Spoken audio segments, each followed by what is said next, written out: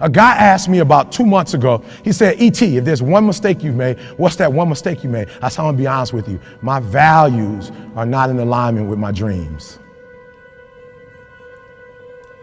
He said, E.T., what do you mean by that? I said, I want to tell you a story. I got a good friend of mine, he came to me and said, Eric, my marriage is not where my marriage needs to be. I need to make some adjustments. I see you and your wife. I see how much time you spend with your wife, how much time you spend with your children, and I want that. You buy your wife roses regularly. You're always taking her out to eat. Like, I'm watching you. You spoil her. E.T., what can I do? And so I told him what to do, and guess what he started doing, God? He started doing the exact same thing I started doing. And he said, Eric, it's not working.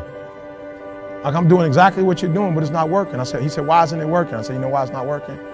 Because your values and your dream, you say you want a better marriage. But I told you need to iron your wife's clothes. You know what he told me? After a while, he said, I'm gonna be honest with you, Eric.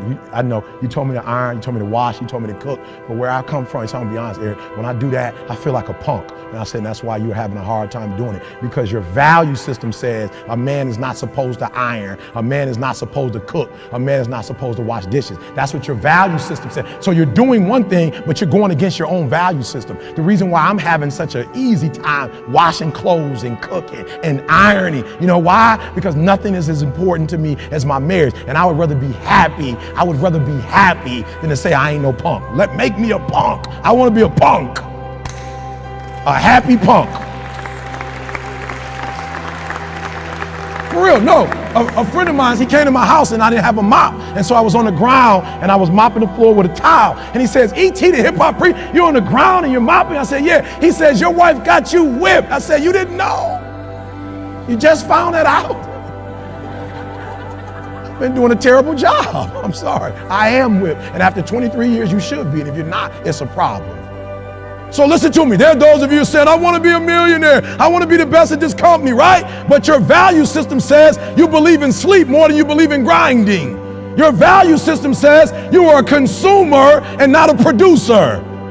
That you're spending more money than you're making. Why? Because you're a consumer, but you're reading all the books and you're saying everything the books are saying, but those books are not in alignment with your values. And if you're going to go to the next level, your values are going to have to change. That's what happened for Eric Thomas. My values about learning changed. I realized that information changes situations. And so I'd rather buy a book than buy a house. Because if I buy a book, I can buy several homes. If I buy a home and I don't have the right information, guys, okay, I'm leaving you with this. This is crazy. Can I be honest with you guys? You could burn my house down and it wouldn't bother me. Well, how do I know? I had a home that a tornado tore down in Alabama. It didn't bother me. Why? Because we have the blueprint and they can rebuild it. You can take all my money out the bank. It might hit me. Ooh.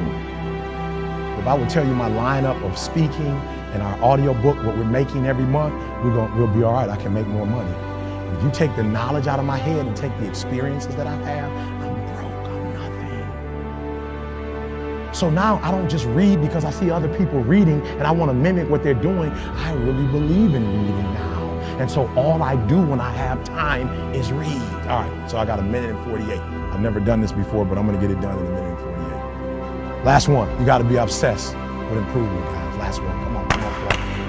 This was so important because some of the greatest minds are going to be in front of you today. Some people in this room who are not just talking it, they've lived it. But here's the problem. The problem with most people is that you're not obsessed with improvement. You're obsessed with making money. You're obsessed with taking your business to the next level. And can I be honest with you guys? When you become obsessed with improvement, I will spend more time learning in Australia than I will speaking. I'm going to say it again because you missed it.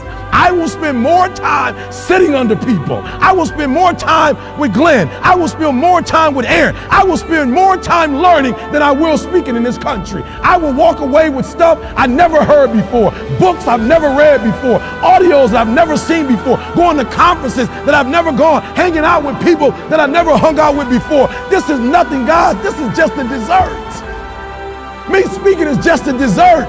This is just the beginning. I came to Australia to learn. I came to Australia to get an upgrade. And when I go back, my wife will notice a difference. My kids will know a difference. Why? I'm obsessed with improvement. Every day I'm getting better. There are those of you with phones, and every new phone that comes out, you get it. Every upgrade, you get it. Every piece of software, you get it. You are upgrading your technology, and you've not upgraded yourself. You got the same operating system you had since 1995. You don't think any different. You don't speak any different. You're the exact same person you were in 2010. And I challenge you, the final one, I challenge you. I challenge you, the final one, I challenge you. We got 5 seconds, 4 seconds, I challenge you. Be obsessed with improvement. Be obsessed with improvement. Be obsessed with improvement. And like the lion, go from a gazelle to a lion. Why? Because if you don't kill it, then your family won't eat. What you know about dreams? What you know about having faith in something you can't see? Tell me, how much do you believe? What you know about feeling something?